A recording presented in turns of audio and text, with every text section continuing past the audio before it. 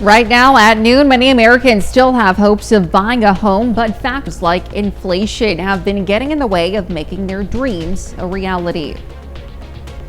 And we've got another beautiful spring-like day out there. A bit on the breezy side, but not a bad trade-off. We'll have a look at your forecast and talk about some upcoming rain chances coming up.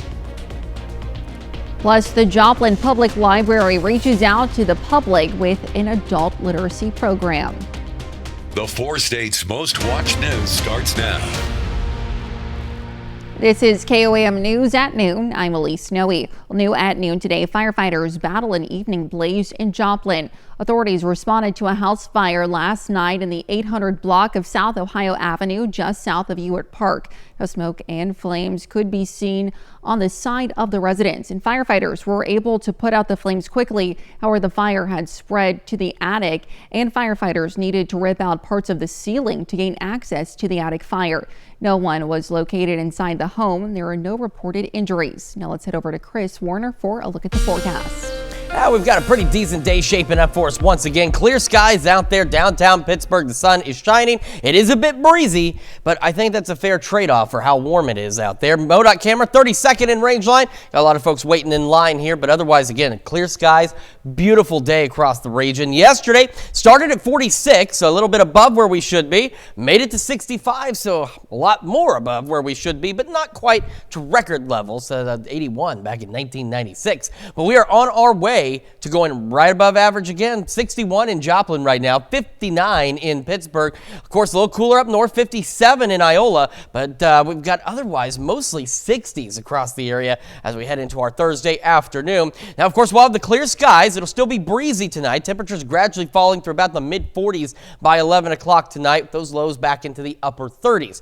Today is great. Tonight is not bad. Tomorrow is fantastic. I know we've got some rain chances. We'll take a look at that, plus your weekend forecast here in just a few more minutes. Elise? All right, Chris, thanks. Well, for many, purchasing a home comes with a lot of factors to consider: time, money, and the impact of inflation. Now, despite the challenges, experts from Joplin and Pittsburgh believe that buying a home is still a smart choice, even in today's economic climate. Now, we spoke with them to find out why they think it's a good idea to take the plunge into home ownership.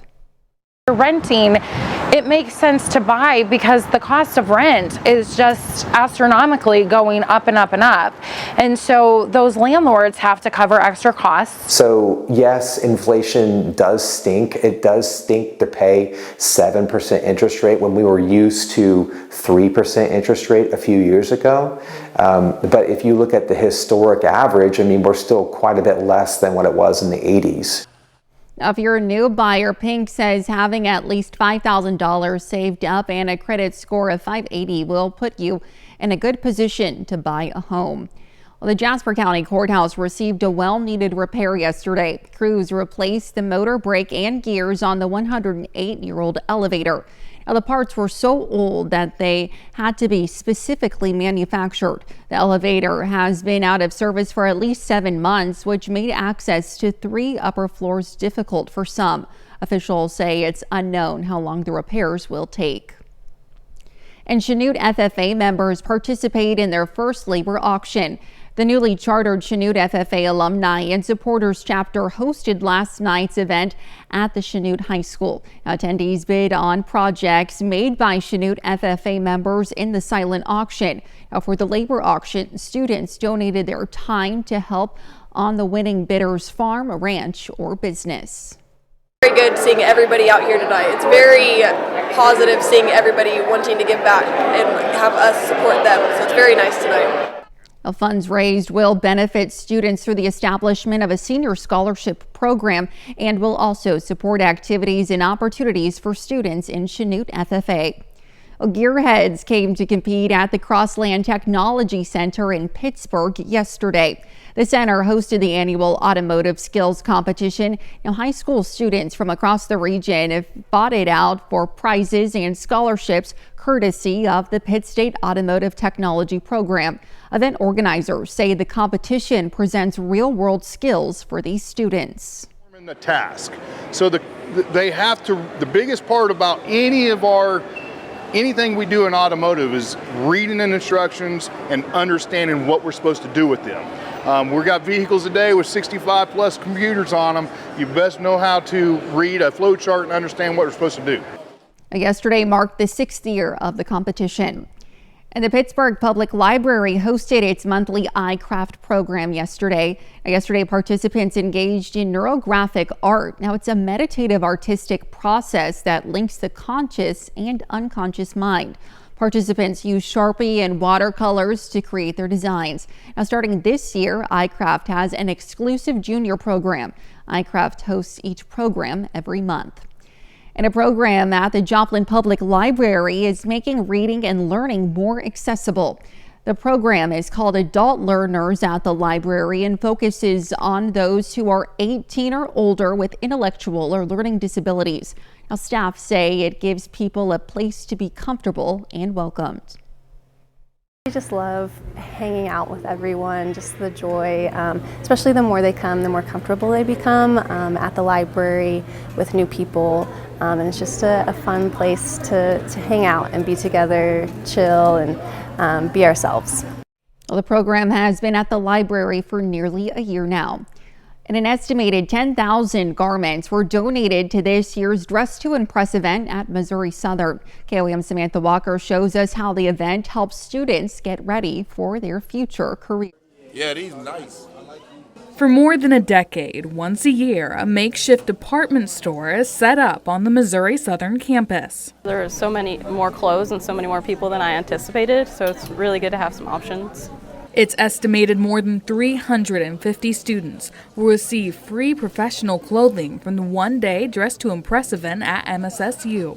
Students can come in and get professional clothing for free from our community members. Anything from blazers, shirts, pants, ties, accessories, you name it, anything that they need for their job, career, or job interview. The community helps in multiple ways, from donating clothes to giving their time to give advice to students as they select their pieces.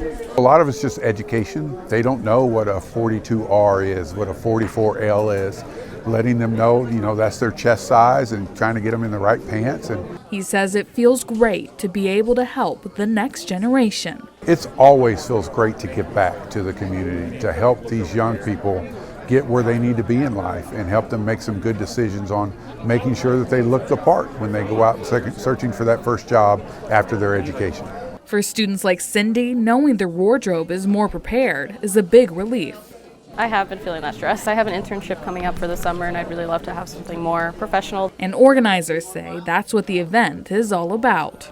By coming to this event to get 4 to 6 different outfits is incredible, not only saving them money, but it's helping them be more confident and encouraged for their start after they graduate. Reporting in Joplin, Samantha Walker, KOAM News. Now, since the event started more than a decade ago, organizers say they've helped more than 3,000 students prepare for their future. Well, coming up, the latest on the Department of Government Efficiency and the Trump administration's efforts to reduce the federal workforce. And later, we're making champion chili in the Mr. Food Test Kitchen.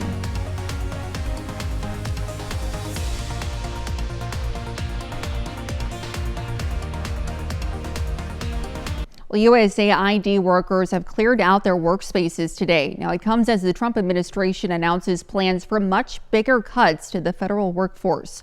Natalie Brand reports from the White House. Supporters clapped as former USAID employees collected their belongings from the agency's now closed Washington headquarters. The moment brought some to tears. I just wanted them to know that I appreciated the 20 years that we spent together protecting the American people from deadly pandemic diseases and ensuring that people throughout the world understood that America is great because America is good. Staffers at the U.S. Agency for International Development are clearing out as the Trump administration slashes foreign aid. CBS News has confirmed a nearly 90% cut in foreign aid contracts, totaling nearly $60 billion.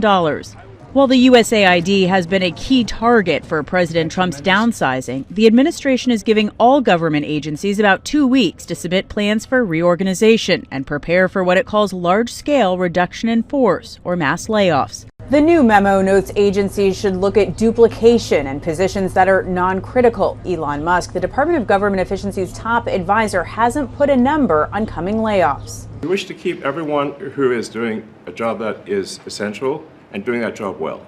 But unions say so far the firings have been reckless. These are critical positions, and they're not just wasteful positions. Among the thousands of newly hired workers laid off last week, dozens of IRS staffers in Ogden, Utah, home to one of the biggest IRS processing centers. These are the people who process your tax returns. These are the people who get your refunds out to you. The 6,700 cuts at the IRS are among the largest agency firings to date, just as tax season ramps up. Natalie Brand, CBS News, the White House. And still to come on KOAM News at noon, Mr. Food. Let me be the first to wish you a happy National Chili Day. No cards or parades, just a pot brimming with all sorts of goodness. Join us right here in the Test Kitchen. And we've got another nice day tomorrow, but we're also tracking shower and thunderstorm chances as we head into next week. Look at your forecast when we come back.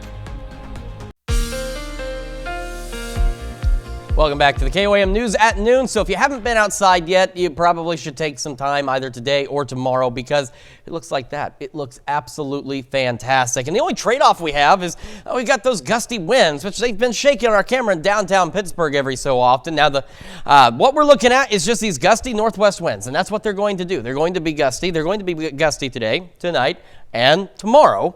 But they're going to start changing direction. Outside of that, the future track, at least in the short term, there's really not much to show. There's no clouds. There is no rain. There is just the winds shifting overnight out of the southwest. And then eventually, tomorrow afternoon, they turn again and shift out of the west. And you see how they're going a little faster than they're going today? It's because it's going to be a little windier tomorrow than it is today. The only thing the future track has to show us is if we skip it into Saturday, we're going to start to see a few clouds. Winds are going to shift out of the north with the approach of a low pressure system off to our northwest. And it'll give us partly cloudy skies. It will bring our temperatures down a bit, but it's going to bring them to seasonable levels. Remember what we saw earlier? The average high is 53, and that's where most of us are going to be heading on Saturday. It's just going to feel a lot colder because we're going to be almost 70 degrees tomorrow. So it will make it feel much colder, but not that bad. Now we're going to get through today, tonight, tomorrow, and then we'll talk about next week's thunderstorm chances with you as well. Again, low mid 60s for most of us today. Got those gusty winds, northwest gusting to 25. Clear skies tonight. It will look great. It will be seasonably cold. Back into the upper 30s. Southwest winds, though, gusting to 20. And then we head into tomorrow, and it will be warmer yet. Upper 60s. Low 70s, not out of the question, pretty close to what we saw Monday and Tuesday this week with those west winds gusting to 30. Now, we talked about it this morning, but if you were sleeping this morning, and I wouldn't blame you if you were, you may have missed that there's probably a lot of social media posts you're seeing from all of these meteorologists and weather fanatics on social media about next week. Now, some of them are reputable, some of them not so much. Me, not so much. I'm kidding with you. But seriously, you're seeing a lot, and there's a lot of questions. This could be one of our area's first possible strong to severe thunderstorm events. But I want to emphasize right now that possible is the key word. There have been changes since this morning. There will be more changes. It's almost like watching snow. Except this time it's going to be rain. As we go into Tuesday, we're looking at this point, what would be a fairly classic severe weather setup. If you're familiar with those maps, you know you get that low pressure, you get a warm front, you get a cold front, and in between you get a dry line, and that's what sets off the strong to severe thunderstorms. That setup is going to be in place. The question is, and this is the very big question that we've got to keep an eye on, is how much moisture, how much energy is going to get in here and how far north it's going to make it. Now at this point, there's a severe threat highlighted for Tuesday, but it's down here across Arkansas and back into Mississippi and parts of Alabama. It does not include our immediate area. It's just outside into our south and east. That's indicating, again, we may not necessarily see the energy make it up here. You can see showers and storms, very likely, very possible throughout the day on Tuesday, but there's still a number of questions as to exactly what we're going to see with this system. So don't panic yet. Don't get all worried. Stay here with KOAM. We'll keep you updated as we get a little closer to it. But we're definitely looking at some showers and storms. Between here and there, though, going to be pretty nice. Seasonably cool this weekend. Showers Sunday into Monday. And then we're watching those thunderstorms. Take a look at Tuesday, too. You see the temperature goes up to 70 from 55 and then back down to 49 the next day. That's why, again, there's some questions as to how much energy we're going to be able to get in place. So it's something we do want to watch, but don't panic yet. All right, sounds like a plan, Chris. Thanks.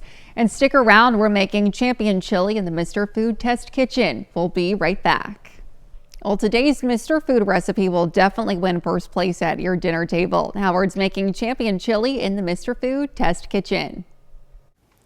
A few weeks ago, I looked at my calendar as we started laying out recipes for the weeks ahead.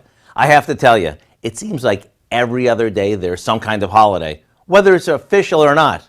Everything from Valentine's Day and President's Day to National Cheese Day and Employee Appreciation Day, just to name a few. But one that I really love is National Chili Day. So to celebrate it, I thought I'd share a chili recipe that's always a winner. In a large pot, we saute some ground beef with a couple of chopped onions, some chopped pepper, and garlic. Once the beef is browned and drained, we add a couple cans of crushed tomatoes,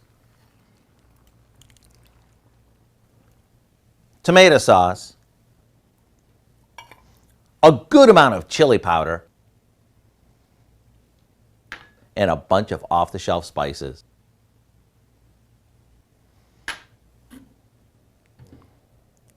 Now we'll let this simmer until all the flavors come together. If only cooking for all the holidays was this easy. Serve this up along with your favorite toppings and go to town. To get the recipe, just hop on our website and search for what we call Champion Chili. I know you'll be glad you did. I'm Howard in the Mr. Food Test Kitchen, where today we found an easy one-pot way for you to say, ooh, it's so good. And you could, of course, find this recipe along with a lot more good food from the Mr. Food Test Kitchen online. Just head on over to our website. That's KOAMnewsnow.com. Now let's take a look at the 4-state market prices. All right, once again, got a beautiful day today and a beautiful day tomorrow, just trading it for some gusty winds. Outside of that, back to normal this weekend, and we're watching those shower and thunderstorm chances as we head into the start of next week. All right, Chris, thanks. And Dad, what do you have for us later on? Well, we're not going to have another live studio audience as we do right now, but a lot coming up Yes. at 5. For starters, during this Black History Month, we're looking at peripheral artery disease, a condition that affects mostly black people that can lead to heart attack and stroke. Plus, students from Southeast Kansas make their way to PSU for Wood Product Manufacturing Days. And we're going to take a look at hiring trends all across the 4 states. You join us for those stories, a lot more, of course. It's all coming up today, KOAM News at 5. All right, Dal, thanks. And that's the news for now. Thank you for joining us on KOAM News at Noon. Now, before we go, we'd like to introduce you to the media production class from Webb City Junior High School. Thanks for joining us. Have a great rest of your day.